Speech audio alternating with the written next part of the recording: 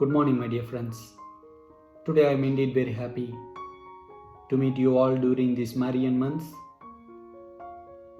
to come up with another historical important place of Mother Mary.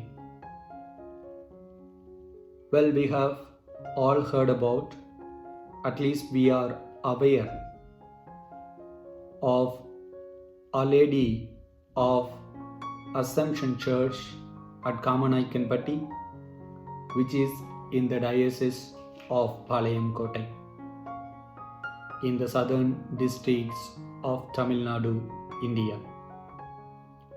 My dear brothers and sisters in Christ Jesus, today I would like to share with you all about the Assumption Church of Our Lady at Kamanaikanpatti. Well, to begin with the historical importance of the place of Kamanaikanpatti, it was in the year 1371, the Pandyan kingdom, which is called the Elasanadu, was captured by the Vijayanagar kingdom. And this was the place which was geographically between Madurai and Thoothukudi in the southern state of India. To collect the tribute, the Vijayanagar kingdom, they had appointed men from Chandragiri, which was near Chittoor, and they were called as Disai Kavalars. And later, the concept had been changed. Well, it was in the year 1415. It was ceded to the landowners by name Yettappan, who was ruling from Ettayapuram. This Yettappan and his descendants, they had appointed Nayakars as the village heads in the Zameen. Well, one of the important person who was the captain of these Nayakars was called Kamanayakan. He had in fact captured the army base of Elasanadu, and thus he had named Elasanadu as Kamanaikanpatti after his name.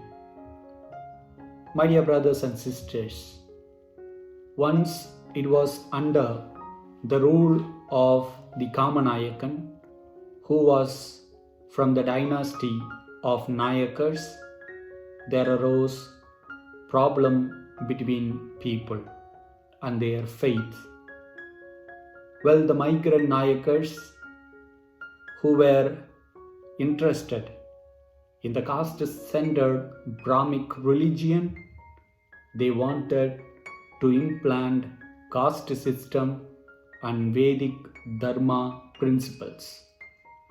On the other hand, the people of Elasanadu, they were very much interested in the philosophies of Mudumakkal Valibadu, what we call as the worship of the people. And they were also interested in the Trinity Oham of Thoma Muni, Buddhism and Jainism. Well, later, it was in the year 1544, Saint Francis Xavier, the first apostolic nuncio to the east, had arrived Kamanaikanpatti, and it was Saint Francis Xavier who was looking for the Thomas Christians and for the tomb of Thoma Muni, whom we call as Saint Thomas. And once he found them, he writes to St. Ignatius of Loyola saying he had found the Thomas Christians, and he writes they follow a different method of worship. He says they are unaware of the Roman Catholic Christianity. And later, in the year 1610, Roberto di Nobili, whom we call as Robert di Noble, has arrived Kamanaikenpatti. He had found a stone cross which was in a Hebrew inscription on Trinity. He explains to the people, the form of Roman Catholic worship. He, in fact, strengthens the leaders of the kingdom, and he builds a first chapel for the people. Later, in the year 1679, St. John de Brito had arrived Kamanaikenpatti, and he is the person whom we call as Arulananda. Later in the year 1710, an Italian Jesuit priest, Constantine Joseph Beschi, whom we call in our local language Virama Muniva, has become the first parish priest of Kamanaikenpatti. He had in fact gathered all the left-out Christians of Thomas Christians. He was very much interested in developing the Tamil literature, and it was in this place he wrote the Paramatma stories, and he wrote Thembavani, which is honored as one of the most classic literature of Tamil.